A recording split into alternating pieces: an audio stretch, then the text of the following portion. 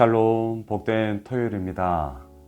그리고 오늘 2시 위임, 은퇴, 임직식이 있습니다.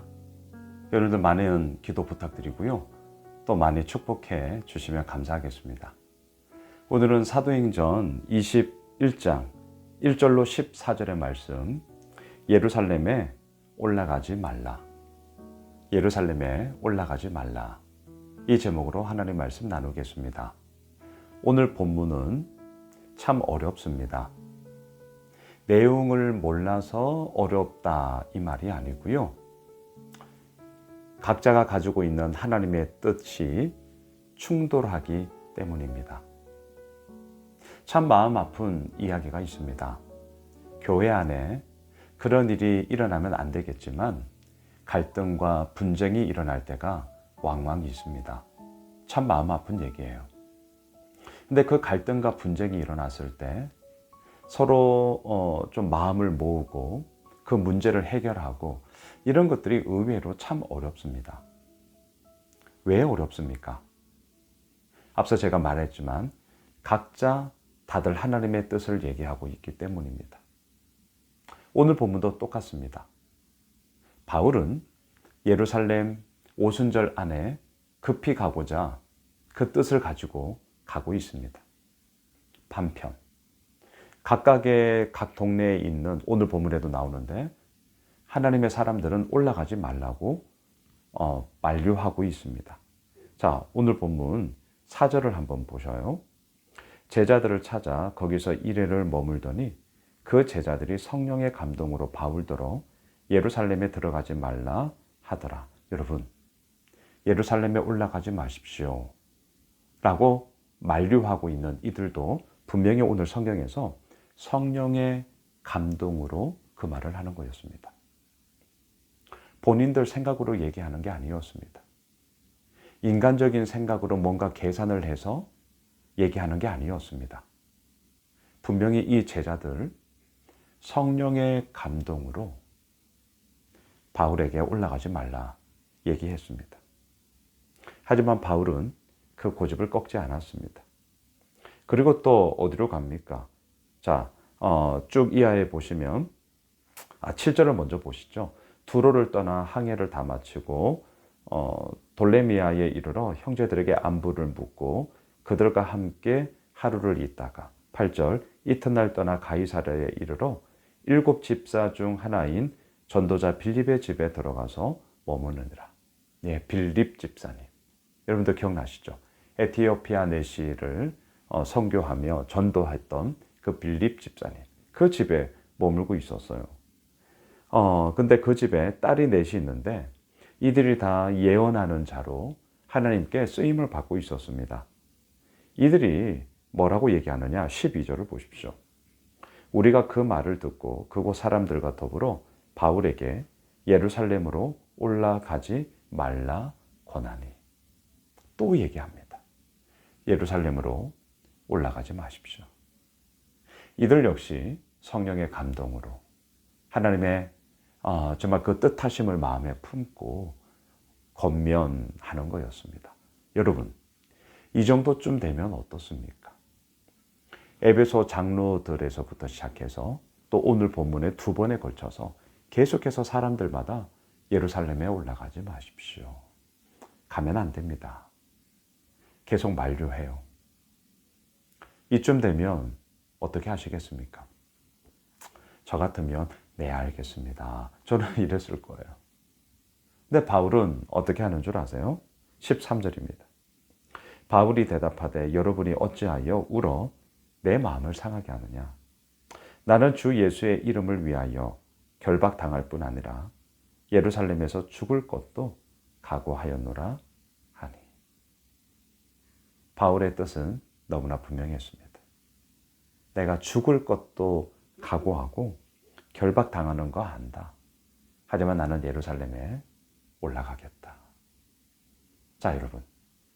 만류하고 있는 이들도 분명히 성령의 감동하심으로 예루살렘에 올라가겠다라고 하는 바울 역시 성령의 감동하심, 분명한 하나님의 뜻하심이 있기에 가겠다라고 얘기합니다. 자, 이 뜻과 이 뜻이 서로 충돌하고 있습니다. 각자가 하나님의 뜻이에요. 올라가지 마라. 아니다. 나는 올라가겠다. 교회 안에서도 똑같아요. 이렇게 해야 된다. 아니 저렇게 해야 된다. 각자가 하나님의 뜻이라고 얘기해요. 이게 이제 오늘 본문의 핵심이죠. 이게 우리의 고민이에요. 자, 이럴 때 우리 어떻게 해야 됩니까? 각자가 하나님의 뜻이라고 얘기한다니까요. 이게 충돌이 되고 하나로 묶여지질 않아요. 이때 어떻게 해야 하냐고요. 저는 방금 읽었던 이 13절 마지막에 죽을 것도 각오하였느니라. 자, 이 말을 이렇게 바꿀까요? 내가 죽는, 나의 자아가 죽고, 나의 생각이 죽고, 나의 욕심이 죽고, 내가 죽고 예수가 사는 방식. 이것으로 뜻과 뜻이 충돌할 때 우리는 여기서 한 걸음 더 나아가 내가 죽는 방식. 하지만 그 가운데 그리스도가 사는 이야기. 그게 무엇인지를 다시 한번 마음을 모아 그 부분으로 함께 엎드리며 주의 은혜를 구해야 된다. 이거예요. 쉽지 않죠. 하지만 쉽지 않지만 해야 합니다. 해야 합니다. 우리 교회도 마찬가지입니다. 각자 하나님의 뜻하심이 이거야, 저거야 이룰 수 있습니다. 분명히 이룰 수 있습니다. 그리고 그 모든 얘기가 다 허튼 얘기가 아니에요. 다 각각의 입장에서 다 맞는 얘기를 하시는 거예요. 자, 이럴 때 어떻게 마음을 하나로 모을 수 있냐고요? 오늘 마지막 죽을 것도 각오하였느니라. 나는 죽고 예수 그리스도가 사는 방식의 이야기.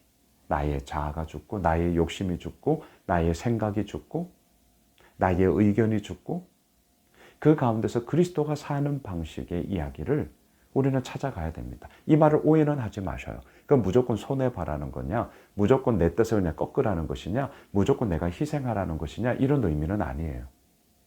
사도 바울 보세요. 자기 뜻을 꺾지 않은 거거든요. 근데 이 길을 가겠다는 거예요. 왜? 내가 죽고 예수 그리스도가 사는 방식이 바로 여기에 있다라는 것이 너무나 분명했기 때문입니다. 만류했던 사람들도 이 바울의 면면을 보면서 이렇게 얘기합니다. 오늘 마지막 14절 보세요. 그가 권함을 받지 아니하므로 우리가 주의 뜻대로 이루어지이다 하고 그쳤노라. 그렇습니다.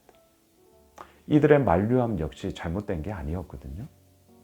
그럼에도 불구하고 그 만류함을 권면받지 않자 마지막 우리가 이 말밖에 할 수밖에 없어요. 주의 뜻대로 이루어지기를 원합니다. 하나님의 뜻하심이 어떻게 이루어져 가는지를 보기 원합니다. 말씀을 정리하겠습니다. 하나님의 뜻하심이 이 땅 가운데 이루어지기를 원하는 마음으로 우리는 함께 예수 홈미술 교회 가운데 믿음 생활하며 달려가고 있습니다. 주의 뜻대로 이루어질 것입니다. 또한 그 주님의 뜻하심이 이루어지는 그 모든 과정 속에 우리는 잊지 맙시다. 나는 죽고 예수가 살아가는, 예수로 살아가는 그 방식의 이야기가 우리에게 실제가 되기를 끊임없이 기도하며 우리는 나아가야 합니다. 다시 한번 오늘 오후에 있을 위임, 은퇴, 임직, 오늘 말씀처럼 주의 뜻이 이루어지리이다. 놀라운 은혜 시간이 될 것이고요. 또한 내일 11월, 새로운 11월이 시작되었습니다. 첫 주 예배가 있습니다. 함께 주님의 그 영광스러움을 찬양하며 드높이는 귀한 시간이 될 줄 믿습니다. 기도하겠습니다. 주님, 주의 뜻이 이루어지기를 원합니다. 나는 죽고 예수 그리스도가 살아나는, 예수 그리스도로 살아내는 그 믿음의 길을 걸어가게 하옵소서. 예수님의 이름으로 기도드리옵나이다. 아멘. 오늘 말씀 붙잡고 오늘 오후에 있을 임직식을 위해 또 내일 11월 첫째 주 예배를 위해서 기도해 주시면 감사하겠습니다. 함께 기도하겠습니다.